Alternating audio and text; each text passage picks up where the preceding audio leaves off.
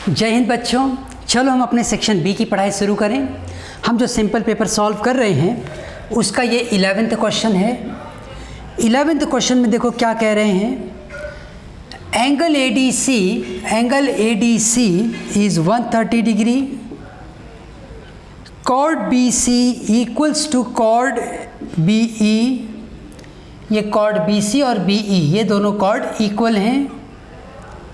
And angle CBE ये हमसे पूछा जा रहा है। एंगल CBE इस पूरे को वो पूछ रहे हैं, ठीक है। तो हमारा सॉल्व करने का जो वे है वो देखो क्या कहता है। पहले तो हम लोग ना ये दो ट्रायंगल्स की बात करेंगे। यहाँ पे उनका एक इन्फॉर्मेशन देना ज़रूरी था कि ये ओ क्या था, एक सेंटर। इस पॉइंट को वहाँ पे बताया जाना चाहिए। जब हम ये बता देते हैं कि ये सेंटर है तो हम कैसे आगे बढ़ेंगे। In triangle BOC and triangle BOE OB equals to OB common side, BC equals to BE given है। अब इसके बाद तुम एक बात ये भी बोल सकते हो, जब ये दो साइड्स इक्वल होंगे तो उनके बेस एंगल भी इक्वल हो जाते हैं, और ये रेडियस है इसलिए ये भी इक्वल होगा। तो इस हिसाब से अगर हम चलें तो यहाँ पर हम लिख सकते हैं कि OC equals to OE radius of same circle. So the triangle BOC equals to triangle BOE by SSS criterion, by SSS criterion. अब जब SSS क्राइटेरियन से ये दो ट्रायंगल 1 एंड 2 दो इक्वल हो गए ना, तो हम एक बात बता देंगे कि angle OBC equals to angle OBE। ये एंगल, ये दोनों, ये वाले और ये वाले दो एंगल इक्वल हैं। बाई CPCT ये हम कह सकते हैं। अब इसको कहने से देखो फ़ायदा ये होगा ना, quadrilateral ADCB is a cyclic quadrilateral. ध्यान से देखो कहाँ है ABCD, ये वाला ADCB, इसको मैं रेड कलर से दिखा देता हूँ। ये एक साइक्लिक है। क्यों साइक्लिक? इसलिए है ना क्योंकि इसके जो वर्टाइसेस हैं वो सब के सब सर्कल पे है। तो जो अपोजिट एंगल है उसको प्लस करेंगे तो वो 180 होना चाहिए। तो यहाँ पर हम लिखेंगे angle ADC plus angle ABC this equals to 180 opposite angle of a cyclic quadrilateral. इस हिसाब से ADC जो हमें 130 की वैल्यू पर है, ABC ऐसे ही रहने दो, तो एंगल ABC हमें कितना मिल गया। Angle ABC that is 180 minus 130, angle ABC is now 50। अब ABC बोलो चाहे OBC बोलो, बात एक ही है। Angle OBC equals to angle OBE, so both of them are 50 degree, है ना। ये एंगल देखो 50 मिल गया तुम्हें, OBC 50 मिल गया, वैसे ये भी क्या रहेगा 50 रहेगा। Angle OBE is also 50 degree, so angle EBC, उसने पूछा क्या था अपने से, CBE equals to 2 into 50 and that value comes out to be 100 degree. ये वैल्यू 100 हो गई। अब यहाँ पे खाली एक हमने जो वेरिएशन किया है सेंटर का, क्योंकि अगर ये सेंटर से पास हो रही है तो हम ये दो ट्रायंगल्स को कॉन्ग्रुएंट प्रूफ कर पा रहे हैं। अदरवाइज जो क्वेश्चन दिया गया है उसमें ऐसा कोई क्राइटेरिया बैठ नहीं रहा जिससे कि इन दोनों को हम इक्वल बना सकें। तो इस हिसाब से हमने इसको चेंज किया है, ये सेंटर यहाँ होना चाहिए, means this line must pass through the centre और दे मस्ट गिव दैट कि these two sides are also equal. तो कुछ ऐसा क्राइटेरिया इनको देना पड़ेगा सो दैट कि हम ये दो ट्रायंगल्स को कॉन्ग्रुएंट प्रूफ करें, 130 से ये 50 बने और फिर ये आगे हो जाए। ठीक है, तो चलो हम अब अपने अगले क्वेश्चन की ओर आगे बढ़ें।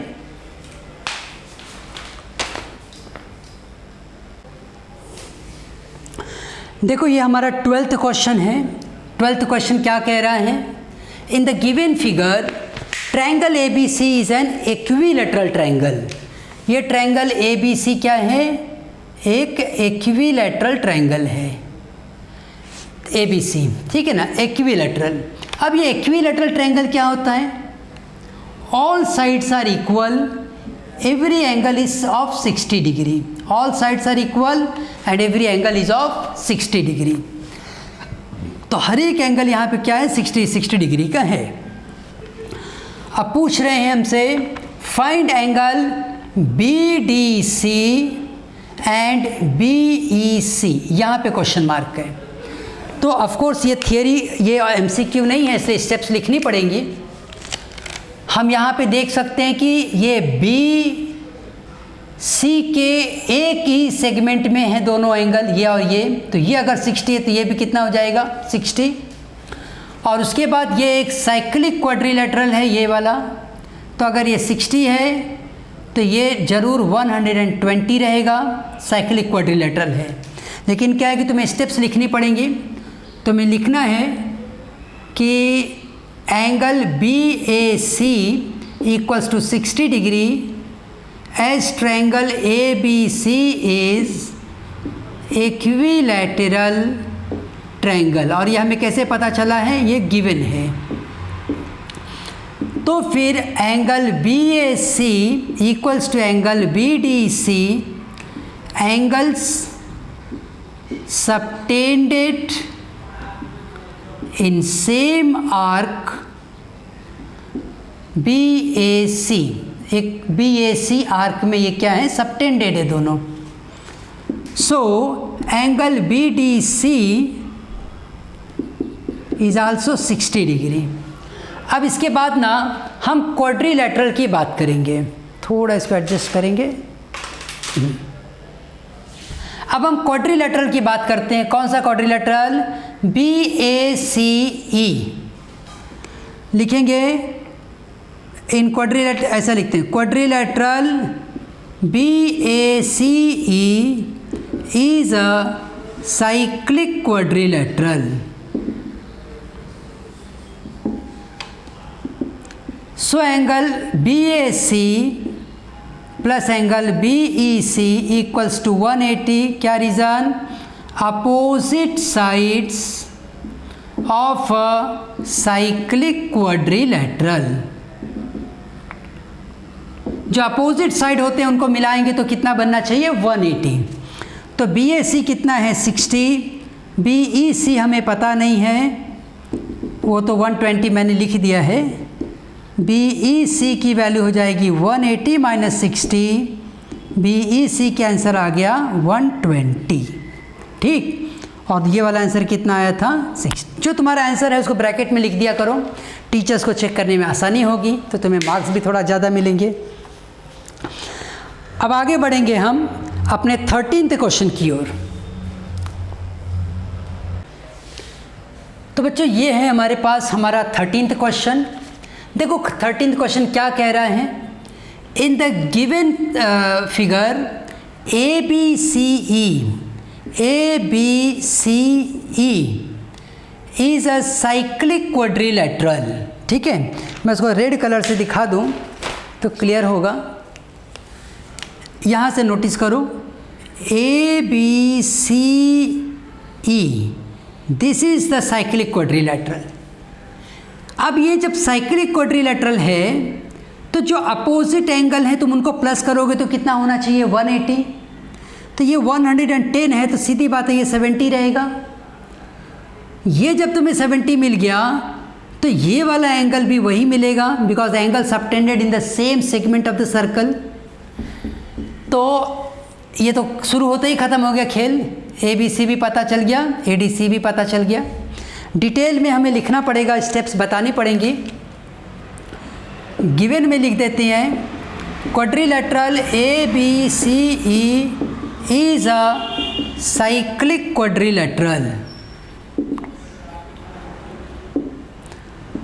तो angle ABC plus angle AEC equals to 180। ये कैसे पॉसिबल हुआ, वो रीज़न दे दो यहाँ पे। Opposite angles of a cyclic quadrilateral. ठीक, अब हमें ये पता है कि AEC, angle AEC equals to 110, ये गिवन है। So angle ABC plus 110 equals to 180 करोगे, एंगल ABC हो जाएगा 180 माइनस 110, ABC कितना हो जाएगा 70। ठीक है, अब उसी तरीके से तुम्हें ADC भी फाइंड करने बोल रहे हैं, तो उसके लिए लिख दो angle ABC equals to angle ADC।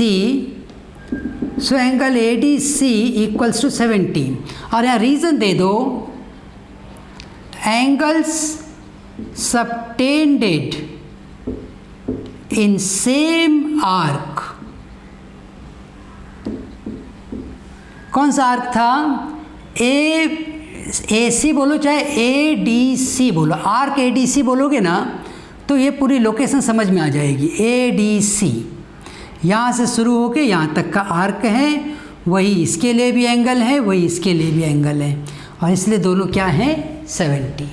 तो चलो हम अपने अगले क्वेश्चन की ओर आगे बढ़ें। देखो ये 14th क्वेश्चन कह रहा है हमसे, if two chords of a circle are equal. मान लो ये सर्कल है, ये सेंटर है, टू कॉर्ड्स आर इक्वल और equally inclined to the diameter. ये डायमीटर है and they are equally inclined, मतलब ये एंगल जो है वो सेम है, इक्वल है। Then prove that chords are equal. मान लो ये ABCD है, ठीक है। हम एक काम करते हैं, उसने ऐसा अपनी तरफ से तो कुछ दिया नहीं कि पॉइंट ऑफ इंटरसेक्शन कहाँ पर है, तो हम क्या करते हैं, इस पॉइंट ऑफ इंटरसेक्शन को भी सेंटर पर ही ले लेते हैं, यहाँ पे सर्कल पे ले लेते हैं।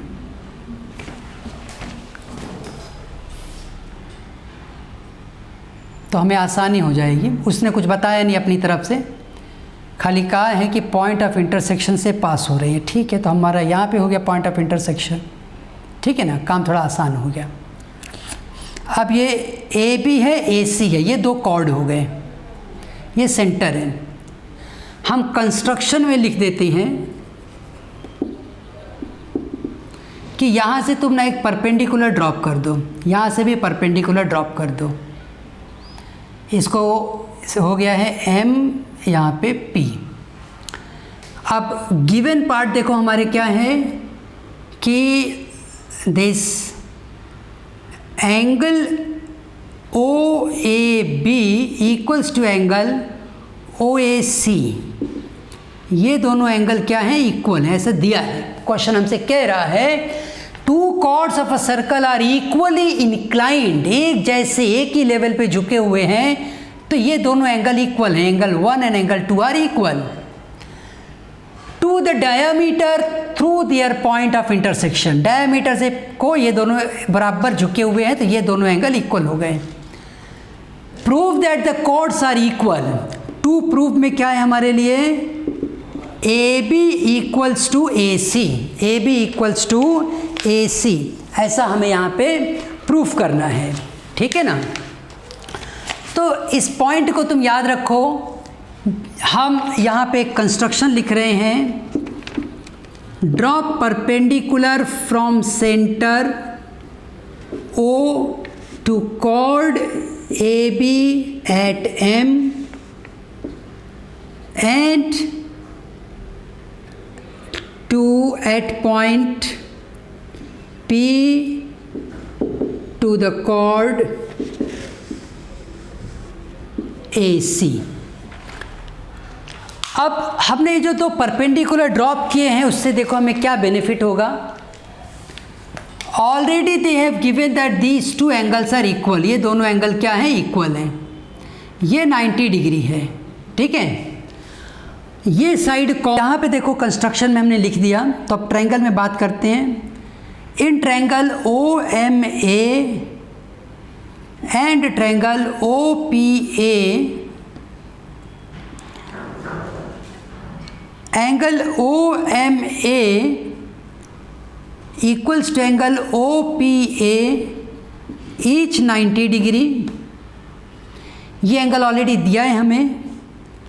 Angle OAM equals to angle OAP, ये गिवन पार्ट है, इक्वली इंक्लाइंड था इसलिए। OA equals to OA common side. तो यहाँ पर हम कहेंगे कि triangle OMA equals to triangle OPA। याद रखना RHS नहीं है, ये क्या है, angle side by AAS criterion. तो बहुत ध्यान रखना कि यहाँ पर एक एंगल 90 हमने प्रूव किया, उसने एक दिया था, और ये साइड एंगल साइड क्राइटेरियन। अब ये इक्वल होने के बाद मैं कह सकता हूँ कि MA equals to AP, also twice of MA equals to twice of AP. So entire AB equals to entire AC। ऐसा मैंने क्यों लिखा, ट्वाइस क्यों किया, क्योंकि perpendicular from centre bisects the chord. तो जब इसने बाइसेक्ट किया होगा तब जाके MA जो है उसका डबल करोगे तो AB मिलेगा। उस प्रॉपर्टी को यूज़ करके हम लिखा है, इसलिए लिख दो perpendicular from centre to the chord bisects the chord। ये प्रॉपर्टी यहाँ पे हम यूज़ कर रहे हैं, perpendicular from centre to the chord bisects the chord. तो एक बार देखो समझ लेते कैसे इस क्वेश्चन को हमने सॉल्व किया। सबसे पहले if two chords of a circle are equally inclined है, मतलब एंगल उसने दे दिया। फिर हमने परपेंडिकुलर ड्रॉप किया, हमें दो एंगल और एक कॉमन साइड मिल गया। जैसे ही ये दोनों ट्रायंगल 1 और 2 कॉन्ग्रुएंट हो गए तो हमने इस साइड को इसके बराबर कह दिया, तो उसका डबल भी उसके डबल के बराबर आ जाएगा। और उसी वजह से हमने ये कह दिया कि this entire is equal to this entire. और डबल क्यों किया, क्योंकि ये परपेंडिकुलर था, इसने कॉर्ड को दो इक्वल पार्ट में डिवाइड किया था, इसलिए हमने उसको डबल किया पूरे कॉर्ड को काउंट करने के लिए। ठीक, तो चलो हमने इस सेक्शन को भी कंप्लीट कर लिया। अब हम सेक्शन C की तरफ आगे बढ़ते हैं। देखो ये सेक्शन C का पहला क्वेश्चन है, कह रहा है in the given figure O is the centre. यहाँ पे O जो है वो क्या है, सेंटर है, और O एक सेंटर है। और क्या बता रहे हैं, angle AOB is 110, AOB is 110, find the value of x, y and z। इसकी वैल्यू हमें फाइंड करने बोल रहे हैं। तो देखो इस क्वेश्चन को हम जब सॉल्व करेंगे ना, तो इस प्रॉपर्टी को यूज़ करना है कि ये जो एंगल 110 बन रहा है वो इस आर्क की वजह से बन रहा है, बराबर है ना। ये आर्क बना रहे हैं यहाँ पे, और वही आर्क देखो यहाँ पर भी एंगल बनाएगा। तो angle subtended by the arc at the centre is double to that of subtended by the same arc at other point of the circle. मतलब अगर ये 110 है तो definitely this has to be 55 degree. तो इस हिसाब से मैं यहाँ लिखूँगा, पहले कंस्ट्रक्शन की कोई ज़रूरत नहीं, डायरेक्ट हम लिखेंगे अपने सॉल्यूशन में। Angle ACB is half of the angle AOB। किस वजह से लिख रहे हैं, ऐसा रीज़न क्या है, angle subtended bye arc at centre is double to the angle subtended by it in the remaining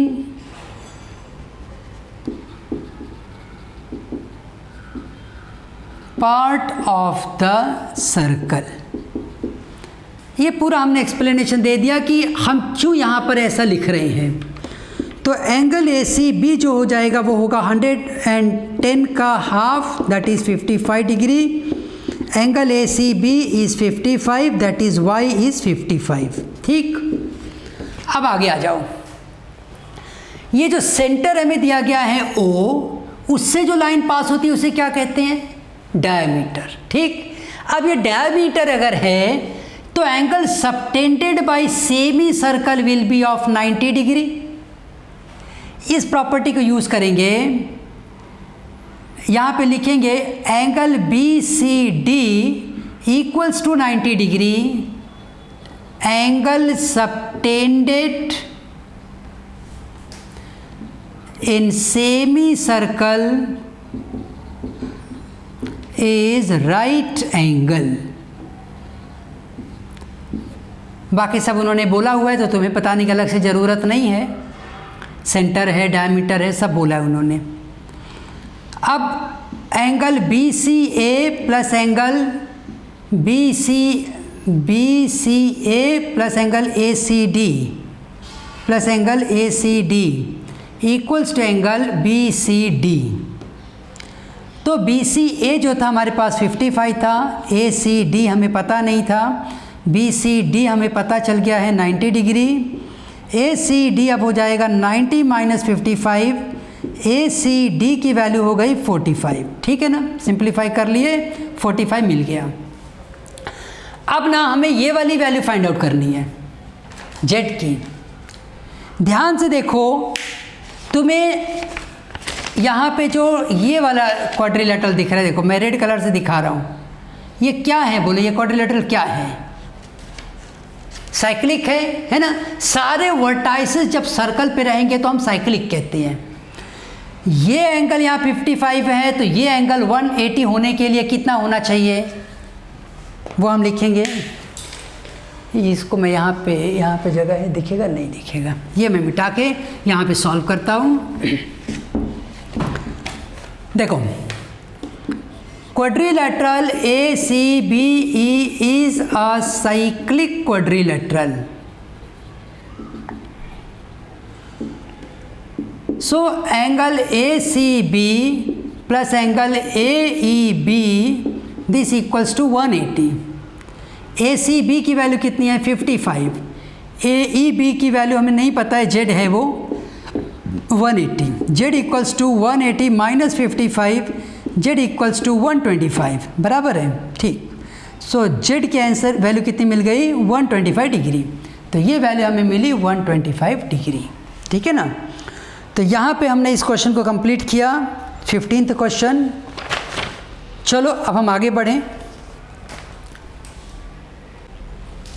तो देखो ये है हमारे पास 16th क्वेश्चन। 16th क्वेश्चन हमसे क्या कह रहा है? This is entire circle in which this angle is 25 degree. मतलब एंगल बी ए डी हमें कितना दिया है? 25 डिग्री। और क्या दिया है गिवन पार्ट में? C D is parallel to A B. To find के लिए क्या कह रहे हैं? और एक बात दिया है, A B is diameter. To find में क्या है? एंगल सी ए डी कितना होगा ये पूछ रहे हैं। यहाँ पे क्वेश्चन मार्क है। ठीक है, सी ए डी पर क्वेश्चन मार्क। तो देखो इस सॉल्यूशन को हम बहुत आराम से कर लेंगे। जब ये हमें पता है कि ए बी क्या है? डायमीटर। तो angle subtended in the semi circle, वो कौन सा एंगल है जो इसमें से सबटेंड हो रहा है? ये एंगल। मैं उसको अलग कलर से दिखा रहा हूँ, बहुत ध्यान से देखो। ये वाला एंगल, ये रेड कलर में जितना दिखा रहा हूँ बस उतना ही, वो छोटा सा पार्ट बच गया वो छोड़ दो, ये 90 रहेगा। तो मैं यहाँ पे लिखूँगा कि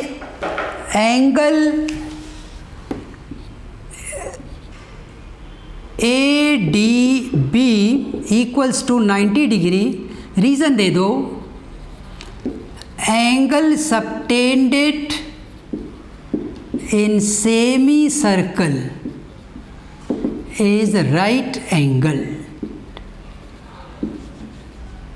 ये लिख दिया ए डी बी 90 डिग्री। हमें एक और बात दी गई है, C D parallel to A B and A D is transversal. तो इसका मतलब ये हुआ कि एंगल ए डी सी जो है वो एंगल, देखो ए डी सी ये वाला एंगल, ये वाला एंगल ये वाले एंगल के बराबर होगा, क्योंकि ये दोनों क्या हैं, अगर दो लाइन पैरेलल जा रही हैं तो ये एंगल इस एंगल के बराबर हो जाएगा, alternate interior angle. A D C A D के बराबर रहेगा, सी ए डी हम लिखेंगे alternate interior angles, alternate interior angles. तो मैं यहाँ पे बता सकता हूँ कि एंगल ए डी सी भी क्या हो जाएगा 25 डिग्री, क्योंकि एंगल सी ए डी कितना है 25 डिग्री, और ये हमें कैसे पता चला, ये हमें गिवन है। तो एंगल ए डी ये भी 25 हो गया। अब entire angle B D C equals to angle B D A plus angle A D C, that is 90 plus 25 which comes out to be 115। Angle B D C क्या हो गया 115। ये पूरा जोड़ लेंगे ना, प्लस कर लेंगे तो कितना बन जाएगा 115 डिग्री। अब उसके बाद हमें एक्चुअल में क्वेश्चन यहाँ पर है, क्वेश्चन मार्क यहाँ पर है, तो हम इसको एक साइक्लिक क्वाड्रिलेटरल लेंगे, अपोजिट मिला के 180 होना चाहिए। तो ये टोटल माइनस करके जो मिलेगा वहाँ से हमको ये वैल्यू मिलेगी। हम लिखेंगे यहाँ पे, तुम्हें दिख रहा है ये part, quadrilateral A B C D is a cyclic quadrilateral.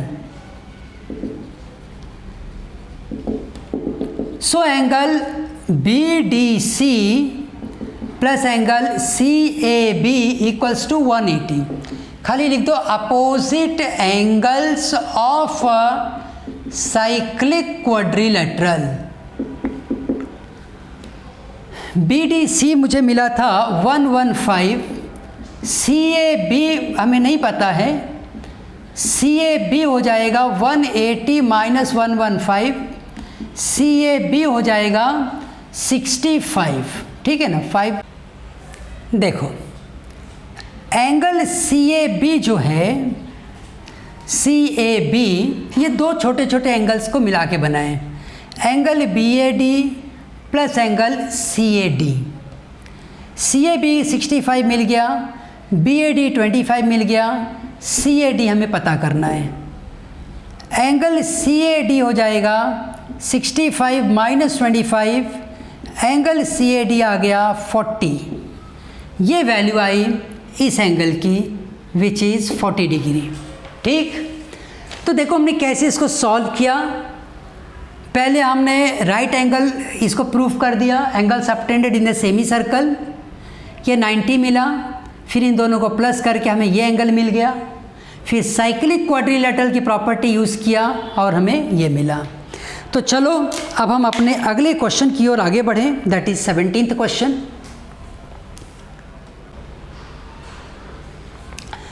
देखो ये हमारा 17th question.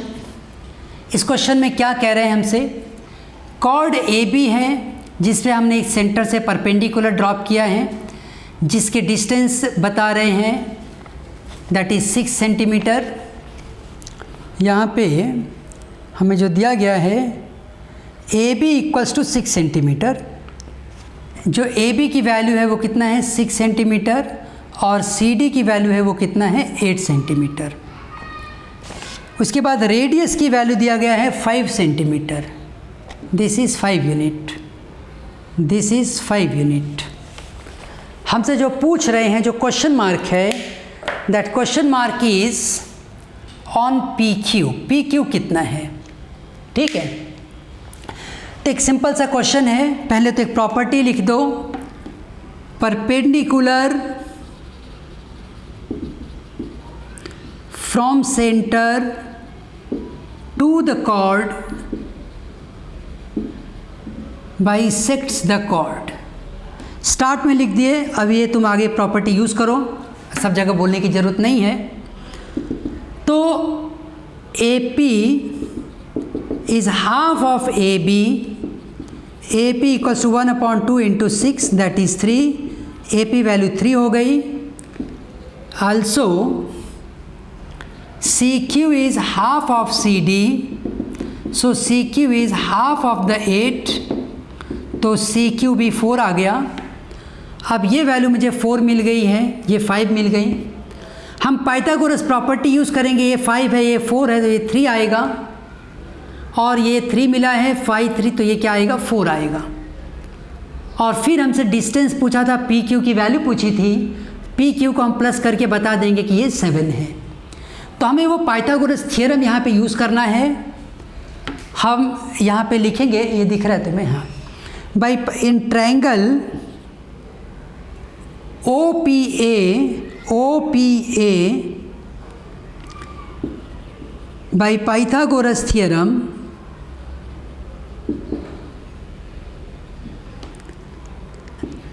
AP square plus OP square equals to OA square। AP की वैल्यू 3 स्क्वायर मिल गई है, OP की वैल्यू हमें पता नहीं है, और OA जो है वो 5 है, तो OP स्क्वायर हमें पता करना है। 25 - 9, OP की वैल्यू 16, OP स्क्वायर, तो OP की वैल्यू 4 आ गई। इसके बाद देखो नेक्स्ट पॉइंट क्या आएगा, in triangle COQ, OQ square plus CQ square equals to OC square. This means CQ 3 square plus 4 square, 4 तो हमें पता नहीं, 3 हमें नहीं पता है, वो तो हमने लिख दिया है, तो इसको OQ स्क्वायर लिखेंगे। 4 square equals to 5 square, OQ square equals to 25 - 16, OQ square equals to 9, OQ equals to 3। इसका मतलब PQ equals to 4 + 3, PQ value is 7। ठीक, तो ये देखो बच्चों, मैंने 17 तक के क्वेश्चन आपके सॉल्व कर दिए हैं। बाकी 18th क्वेश्चन में एक तो प्रूफ दिया गया है, और उसके बाद जो और करके क्वेश्चन दिया गया है उसमें थोड़ा सा मिस्टेक है, क्योंकि ये जिस कंडीशन में दिया गया है वो तुम्हारे सिलेबस के बियॉन्ड जा रहा है, और करके दिया है वो। बाकी प्रूफ वाला तो तुम्हारी बुक का ही है प्रूफ, उसे कर सकते हो। उसके बाद MCQ, उसके बाद ये केस स्टडी वाला तो उसने खुद ही सिंपल कर दिया, क्योंकि जो उन्होंने क्वेश्चन पूछे हैं उसी में सॉल्यूशन भी बता दिया है। सो होप आप अभी 20th भी ऐसा ही है। सो ये तुम्हारी बुक के ऑलरेडी डायरेक्ट क्वेश्चंस हैं। अगर कुछ डाउट है तो अपने बुक में 9.2 में है ये क्वेश्चन, देख सकते हो, डायरेक्ट क्वेश्चन वही हैं। तो अच्छे से बच्चों पढ़ो, बहुत अच्छे से एग्ज़ाम लिखो। All the best for your exams to everybody. आओ हम एक साथ कहें, भारत माता की जय।